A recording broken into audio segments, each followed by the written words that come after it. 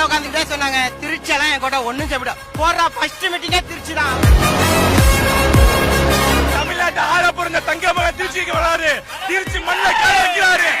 தமிழ்நாட்டுக்கு எப்படி கிடந்தா 2027 100% சொல்றேன், தளபதியோட கோட்டை திருச்சி மாறும். உங்க விஜய் நான் வரேன். திருச்சிக்கு வராரு முதன்முறையா ஒரு பிரச்சாரம் வந்து உங்க ஊர்லயும் தொடங்குறாரு. எப்படி பாக்குறீங்க? எப்படி இருக்கு? திருச்சின்றது வந்து திருப்பு முனைனா அண்ணனோட வெற்றிக்கு இது முதல் படி.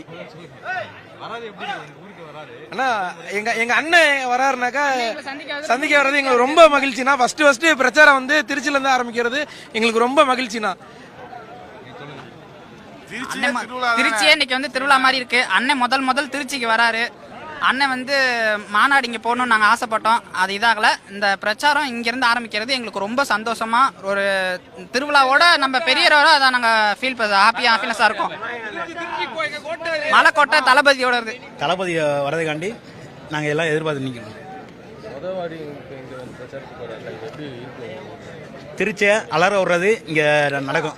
மற்ற இடத்துல வந்து 234 நம்ம தான் பனையரை விட்டு வா அது பண்ணி இது பண்ணாங்க. ஆனா எல்லாத்தையுமே அடிச்சு உடச்சுதான் வந்துகிட்டு இருக்கோம். தமிழ்நாட்டு ஆரப்புறங்க தங்க மகன் திருச்சிக்கு வராரு, திருச்சி மண்ண கால வைக்கிறாரு. தமிழ்நாட்டுக்கு எப்படி கிடந்தா மண்ணே அவர்தான். இது வரைக்கும் திருச்சி வந்து அவங்க கோட்டை இவங்க கோட்டை என்னென்னமோ சொன்னாங்க. 2027 100% சொல்றேன், தளபதியோட கோட்டை திருச்சி மாறும். இது 100% உண்மை. சொன்னாங்க கார்ல உட்காந்துக்கிட்டே சொன்னாங்க திருச்சி எல்லாம் என் கூட ஒண்ணும் செப்பிட போடுறா ஃபர்ஸ்ட் மீட்டிங்கே திருச்சி தான் அப்படின்னு ஆரம்பிச்சோம்ல. ஆரம்பிச்சலாம் அதாங்க